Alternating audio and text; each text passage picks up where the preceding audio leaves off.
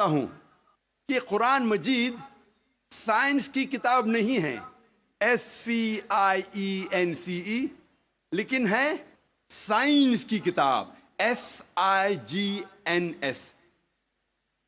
یہ ہے نشانیوں کی کتاب، آیتوں کی کتاب۔ اور قرآن مجید میں 6000 سے زیادہ نشانیاں ہیں، 6000 سے زیادہ آیتیں ہیں۔ ان میں سے 1000 سے زیادہ الحمدللہ سائنس کے بارے میں ذکر کرتی ہے۔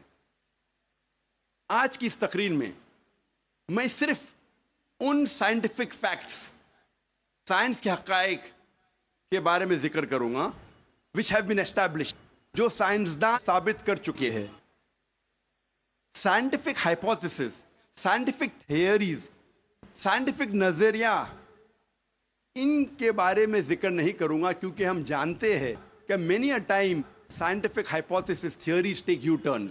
یہ سائنس کے نظریے جو ہیں کئی بار وہ اپنے نظریے سے پلٹ جاتے ہیں۔ اسی لیے اس تقریر میں صرف میں سائنٹیفک فیکٹس کے بارے میں ذکر کروں گا، سائنس کے حقائق کے بارے میں۔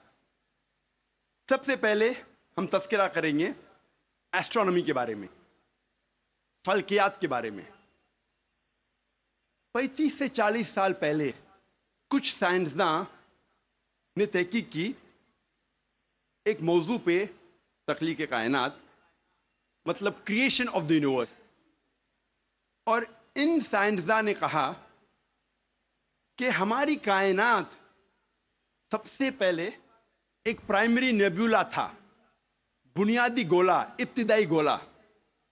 اس کے بعد there was a secondary separation، دوسری جدائی، دوسری علیحدگی، اور ایک بڑا دھماکہ ہوتا ہے بگ بینگ۔ اس کے بعد وجود میں آیا گیلیکسیز، کہکشائیں، ستارے، سیارے، چاند، سورج، اور یہ زمین جس میں ہم رہتے ہیں۔ اسے سائنسداں نے کہا بگ بینگ، بڑا دھماکہ۔ یہ جو سائنسداں نے تقریباً 40 سال پہلے ڈھونڈا کس طریقے سے کائنات وجود میں آئیں، تخلیق کائنات، قرآن مجید میں اس کا ذکر 1400 سال پہلے ہے۔ اور میں نے اس تقریر کے شروع میں ایک آیت کی تلاوت کی، سورہ انبیاء کی، سورہ نمبر 21 آیت نمبر 30، جہاں اللہ سبحانہ تعالیٰ فرماتے اولم یر الذین کفروا، کیا انکار کرنے والے یہ نہیں جانتے ان السماوات والارض کانتا رتقا ففتقناہما، کہ زمین اور آسمان ایک تھے، جڑے ہوئے تھے، اور ہم نے انہیں جدا کیا۔ یہ جو تخلیق کائنات، creation of the universe, big bang, بڑا دھماکہ، جو سائنسداں کو 40 سال پہلے پتا چلا، قرآن مجید میں اس کا ذکر ہے 1400 سال پہلے۔ قرآن مجید میں اللہ سبحانہ تعالیٰ فرماتے ہیں سورہ فصلت میں، سورہ نمبر 41 آیت نمبر 11 اور 12 میں، کہ اللہ سبحانہ و تعالیٰ نے آسمان کی طرف دیکھ کے کہا جب وہ دھواں تھا کہ آسمان اور زمین ایک ساتھ آ جاؤ، ولنگلی اور انولنگلی، اپنے مرضی سے یا اپنے مرضی کے بنا۔ اور ان نے کہا کہ ہم اپنے مرضی سے ایک ساتھ آ جاتے ہیں۔ قرآن مجید میں لکھا ہے کہ آسمان سب سے پہلے دھواں تھا، عربی لفظ ہے دخان۔ اور آج کے سائنسداں یہ کہتے ہیں کہ کائنات بننے کے پہلے یہ آسمان دھواں تھا، انگلش میں کہتے ہیں گیس۔ لیکن عربی میں دخان کے معنی ہے اسموک۔ کچھ مفسرین نے ترجمہ کیا مسٹ، دھند، جو میرے حساب سے صحیح ترجمہ نہیں، کیونکہ دھند ہوتا ہے ٹھنڈا اور دھواں ہوتا ہے گرم۔ دھماکے کے بعد ہم اکثر دیکھتے ہیں گرم دھواں، دھند نہیں دیکھتے۔ تو قرآن مجید میں لکھا ہے کہ آسمان تھا دھواں۔ اور آج سائنس یہ کہتی ہے کہ اسموک گیس سے اور بہترین لفظ ہے۔ جو قرآن مجید میں دخان لکھا ہے وہ گیس سے اور بہترین ہے، اور scientifically smoke is a better word than gas. آپ سوچ سکتے قرآن مجید میں اس کا ذکر ہے 1400 سال پہلے۔ انسان پہلے سمجھتے تھے کہ زمین سپاٹ ہے، چپٹی ہے۔ سب سے پہلی بار اگر کوئی انسان نے یہ ثابت کیا کہ دنیا بیضوی ہے، وہ ایسا Francis Drake sun 1577 1577 when he sailed around the earth، جب سمندر پہ سفر کیے دنیا کے گول، سر فرانسس ڈریک نے ثابت کیا کہ دنیا بیضوی ہے۔ قرآن مجید میں اس کا ذکر ہے 1400 سال پہلے۔ قرآن میں اللہ تعالیٰ فرماتے ہیں سورہ لقمان میں، سورہ نمبر 31 آیت نمبر 29 میں، الم ترى ان اللہ یلیج اللیل فی النہار ویلیج النہار فی اللیل، اللہ سبحانہ و تعالیٰ نے رات کو دھیرے دھیرے آہستہ آہستہ دن میں تبدیل کیا، اور دن کو دھیرے دھیرے آہستہ آہستہ رات میں تبدیل کیا۔ یہ دن کا رات اور رات کا دن آہستہ آہستہ دھیرے دھیرے تبدیل ہونا یہ ثبوت دیتا ہے کہ دنیا بیضوی ہے۔ اگر دنیا چپٹی اور سپاٹ ہوتی تو دن فوراً رات میں تبدیل ہوتا اور رات فوراً دن میں تبدیل ہوتی۔ اللہ تعالیٰ فرماتے سورہ الزمر میں، سورہ نمبر 39 آیت نمبر 5 میں، کہ اللہ سبحانہ و تعالی رات کو دن پہ لپیٹتا ہے اور دن کو رات پہ لپیٹتا ہے۔ قرآن میں عربی لفظ ہے قوارہ، جس کے معنی لپیٹنا۔ جس طریقے سے ایک انسان پھیٹا سر پہ لپیٹتا ہے، a person coils the turban on the head، اسی طریقے سے اللہ تعالیٰ فرماتے ہیں کہ رات دن پہ لپیٹی جاتی ہے اور دن رات پہ لپیٹا جاتا ہے۔ یہ دن کا رات اور رات کا دن پہ لپیٹنا اسی وقت پاسبل ہے جب دنیا بیضوی ہے۔ اگر دنیا چپٹی اور سپاٹ ہوتی تو یہ ممکن نہ ہوتا۔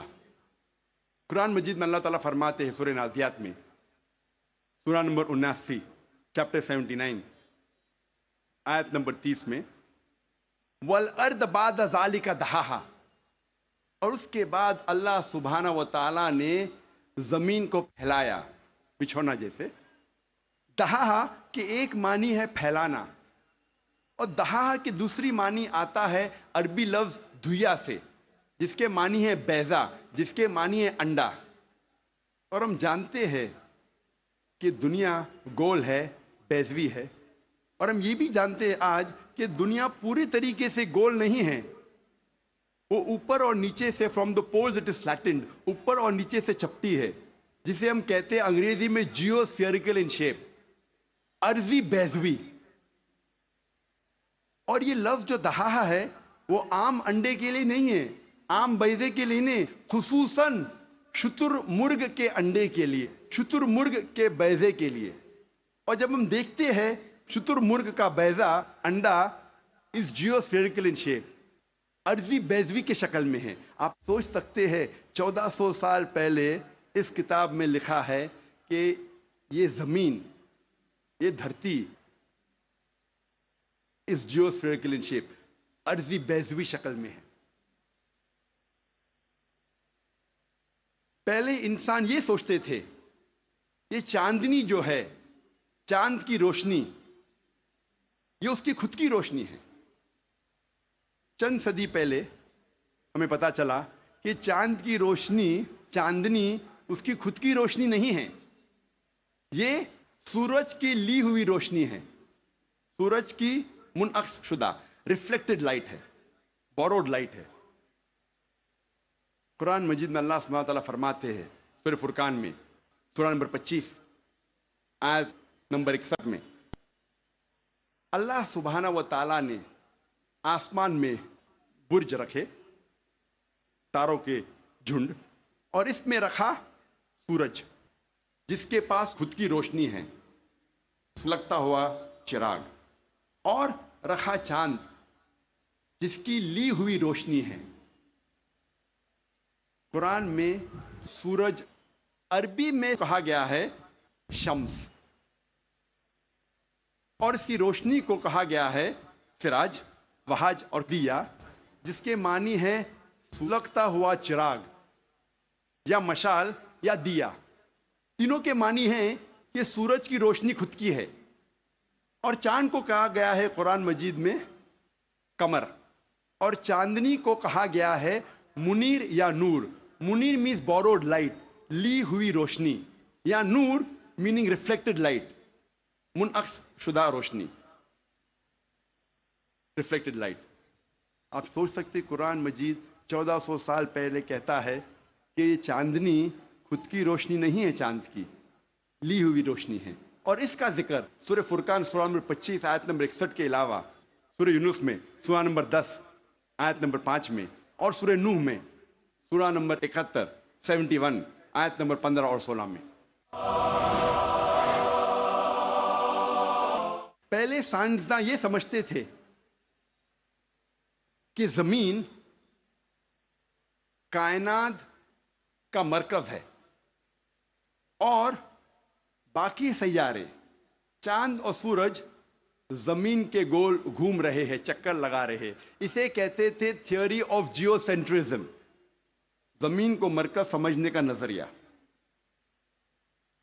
اور یہ لوگ 2 صدی سے ٹولمی کے وقت سے مانتے تھے, 16ویں صدی تک, جب تک کوپرنیکس نے کہا کہ زمین کے گول چاند اور سیارے نہیں چکر لگا رہے ہیں, لیکن سورج کے گول زمین, چاند اور باقی سیارے چکر لگا رہے ہیں, گھوم رہے ہیں. اسے کہتے تھے ہیلیو سینٹرک تھیوری, مطلب سورج کا مرکز ہونے کا نظریہ. اور سن 1609 میں ایک جرمن سائنٹسٹ جس کا نام تھا یوہنس کیپلر, اس نے لکھا اپنی کتاب میں ایسٹرونوما نووا کہ صرف سیارے اور چاند سورج کے گول گھوم نہیں رہے ہیں, لیکن زمین, چاند اور سیارے پلانٹس سورج کے گول گھومنے کے علاوہ اپنے محور پہ گردش کر رہے ہیں. They are rotating about their own axis. اور جب میں اسکول میں تھا, میں سن 1981 میں 10ویں میں تھا, جغرافی میں نے پڑھا تھا کہ زمین, چاند اور سیارے پلانٹس وہ چکر لگا رہے ہیں, they are revolving and rotating, اور اپنے محور پہ گردش کر رہے ہیں. لیکن سورج اپنے محور پہ گردش نہیں کر رہا ہے.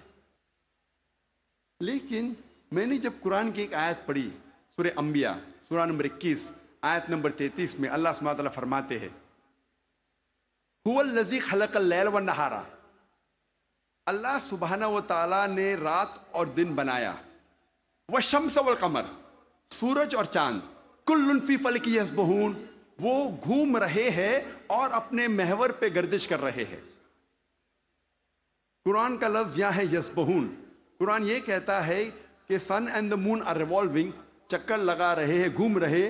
اس کے علاوہ یسبحون, یہ عربی لفظ یسبحون آتا ہے لفظ صباح سے, اور صباح ایک عربی لفظ ہے جو چلتے ہوئے جسم کے موومنٹ کو ڈسکرائب کرتا ہے.